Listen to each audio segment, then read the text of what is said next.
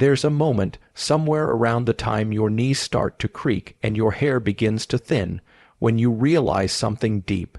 Life doesn't slow down, it doesn't speed up, it just keeps moving, and the only real control you have is over how you carry yourself through it. But here's the secret most people keep to themselves. Peace isn't something you stumble into. It's something you carve from the chaos, something you guard. And to find it, especially as the years add up, you've got to release a few things you may have held onto for decades. Not everyone is ready for that. Some people fight the idea with all their strength. They dig deeper into stubbornness. They grip the past tighter. They spend their later years angry, bitter, and worn out, all while wondering why nothing feels right. But not you. You're here because some part of you knows better.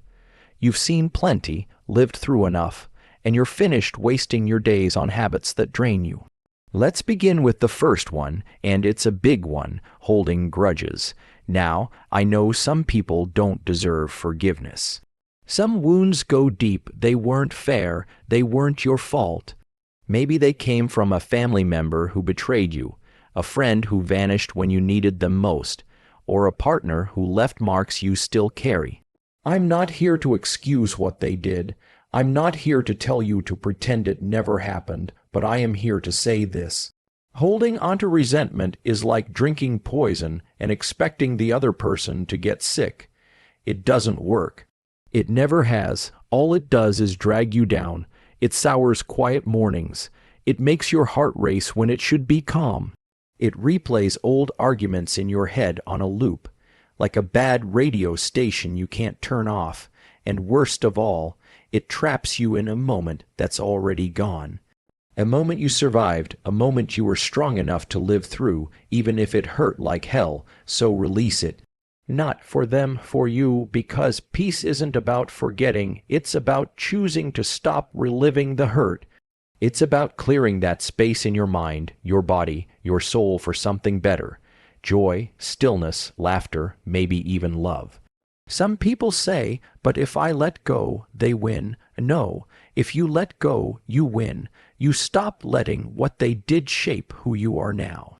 So if there are names that pop into your head and make your stomach turn, it might be time to do the bravest thing you've done in a while. Put them down, walk away, and don't look back. Now, let's talk about the second habit, living for the approval of others. You'd think by 60 or 70 that one would be gone, but oh, it lingers and it's sneaky. Maybe it shows up when you second. Guess what you're wearing because you're afraid someone will say you look too old for it?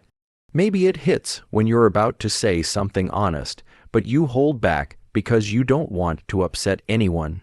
Maybe it's been there your whole life. You learn to keep the peace, be agreeable, don't make waves. Don't speak too loudly, don't take up too much space, but let me ask you something. If not now, then when? If you can't live freely now, when will you? You don't owe anyone a watered-down version of yourself. You don't have to smile when something makes you angry. You don't have to nod when you disagree. And you certainly don't have to keep living for everyone else's expectations. Do you know what happens when you finally stop caring what other people think? You breathe deeper than you have in years. You laugh louder, you say what you mean, you dance in the kitchen without checking the window. And maybe for the first time in a long while, you remember who you are. Not the version shaped by pressure or politeness, but the real you, the one who knows what she likes, who he is, what makes her heart light up. Other people's opinions don't get to steer your life anymore. They can be passengers, maybe, but you're the driver now. And if someone doesn't like the road you've chosen, let them get out. Peace enjoys company, but it doesn't beg for it. So, here's your permission slip to stop apologizing for how you live. Start saying no when you mean it. Start saying yes when it's what you want. Start letting your voice rise like it's meant to, because quiet doesn't always mean kind. And being bold doesn't make you rude. It makes you honest. and honest people sleep better at night. The third habit, carrying the weight of things you can't control. This one's tricky because it feels like responsibility, like love, like duty. But it's none of those things. Worrying about your grown kids who don't listen, that's not love. That's stress pretending to be love. Obsessing over politics you can't change, health scares that haven't happened yet, or the past mistakes of others. That's anxiety dressing up as awareness. We're taught to stay informed, stay involved, stay ready for the worst. But the truth is, your nervous system wasn't built to carry every burden in the world, especially not now. You've earned peace. You've earned the right to say, "That's not mine to carry." And I know it's hard because some of us were raised to be fixers. We see a mess, we want to clean it up. We see someone hurting, we want to rush in and heal them. But there's a difference between love and overfunctioning. Between care and control, you can love someone deeply and still let them learn the hard way.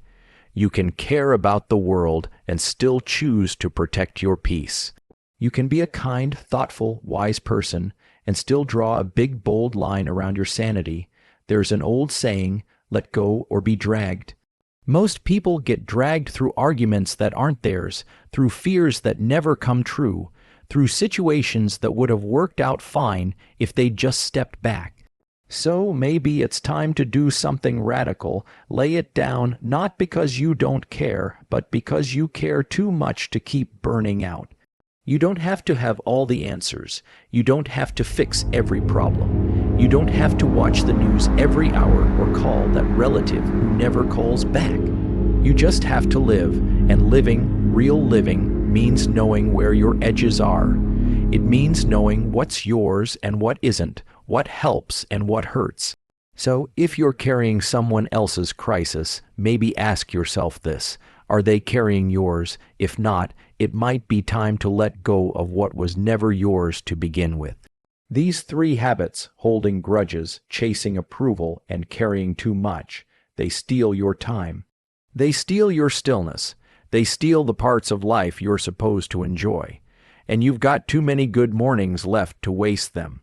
But here's the thing, letting go isn't just a decision, it's a practice. It's waking up every day and choosing again.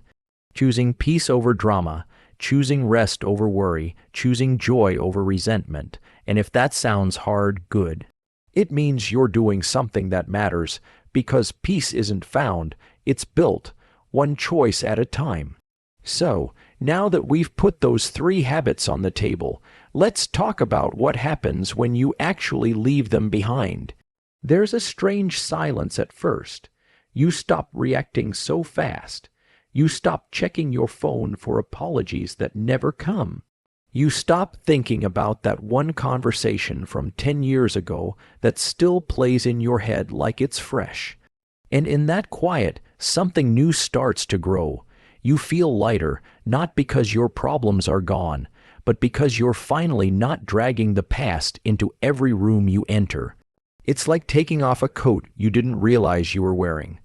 One that was 10 sizes too heavy. One that belonged to someone else. And now your shoulders can finally drop. That's what peace feels like. But don't be surprised if not everyone understands. Some people might say you've changed, that you're not as available, that you've grown distant. Let them. You're not meant to be available to chaos.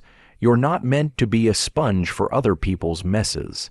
You're allowed to protect your time, your energy, your soul, because here's the truth no one says out loud. Growing older is not just about survival. It's about refinement. It's not about proving yourself anymore. It's about choosing yourself. So maybe you start saying no to things that used to guilt you. Maybe you cancel that lunch with someone who only talks about themselves. Maybe you finally take that afternoon nap and don't feel guilty for a second. Good. That's not selfish. That's sacred. Let's talk about how to replace those old habits with something better. If you're done holding grudges, start planting grace. Not just for others, for yourself too. because you've made mistakes. We all have. And maybe they've followed you like shadows, whispering lies about who you are. But you are not your worst moment. You are not your biggest regret. You are someone who lived, who tried, who stumbled and got back up. Someone who carried others when no one noticed. Someone who stayed quiet to keep the peace. Someone who didn't always know how to love, but never stopped trying. So show yourself the same grace you wish others had shown you. That means not beating yourself up for things you can't change. That means looking in the mirror and seeing someone worthy, not someone worn out. And when it comes to others, grace doesn't mean you have to invite them back into your life. It just means you stop letting their actions own space in your heart. Wish them well, then move on. Next, if you're done living for approval, start listening to your own voice again.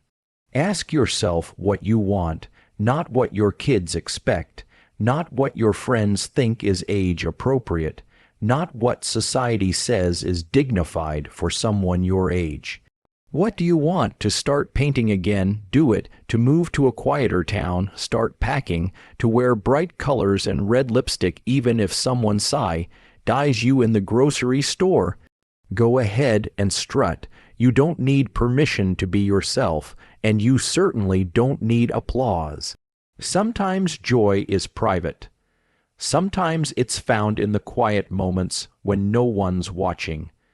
And finally, if you're done carrying what isn't yours, start choosing peace on purpose. Turn off the news if it's stressing you out. Skip the gossip call if it leaves you drained. Say no to drama even if it's dressed up like concern.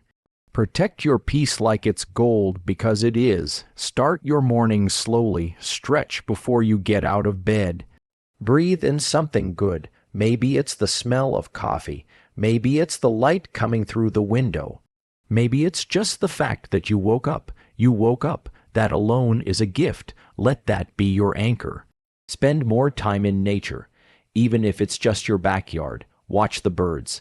Let the wind touch your skin. Remember that the world is still beautiful even when people forget to say so, and be around people who make you laugh, people who ask how you're doing and mean it, people who don't drain you but fill you. You don't need a crowd. A few real ones will do just fine. Now, here's something important. When you start living this way, something funny happens. You stop looking back so much. Regret loses its grip. Bitterness fades like an old photograph. Even fear doesn't bark so loud. Because when you're at peace, you stop needing everything to go your way. You stop controlling. You stop defending. You stop performing. You just live. And in that stillness, something powerful rises. Call it wisdom. Call it spirit. Call it whatever you like, but it's real. It's the way your eyes soften when you listen. It's the way your laugh lines tell stories of joy even after sorrow. It's the way you stop chasing and start receiving. That's the kind of peace no one can take from you. Now, you might be thinking, what if it's too late to change, too late to heal, too late to start over? Let me tell you something. If you're breathing, it's not too late. I don't care if you're 70 or 85. If your body is slowing down, if you've buried more friends than you can count, if the calendar is flipping faster than ever, you are still here. And that means you still get to choose how the story ends. Not with bitterness, not with regret, but with clarity, with softness, with the kind of joy that doesn't need fireworks to feel powerful. So, here's a little challenge for you. A small one but powerful today. Just for today, catch yourself. Catch yourself before the bitterness creeps in. Before the old grudge grabs the wheel, before you say yes when your gut is screaming no, catch yourself and choose different. Choose peace, choose softness, choose truth. You don't have to be perfect, you just have to be present. And if tomorrow you slip up, that's all right. Start again, because peace isn't a destination, it's a habit. One breath at a time, and I promise you this, every time you choose it, it gets a little easier, a little lighter, a little sweeter. You might not notice it at first, But one day you'll wake up and realize something feels different.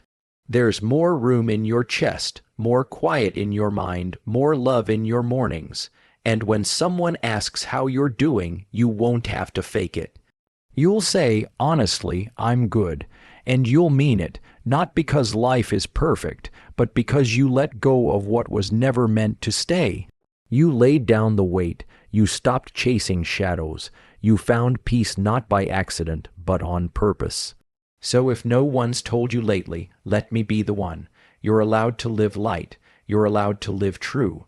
You're allowed to live free, and if this hit home for you, if you found even a whisper of truth in these words, then maybe stick around because this channel is here to remind you of what matters.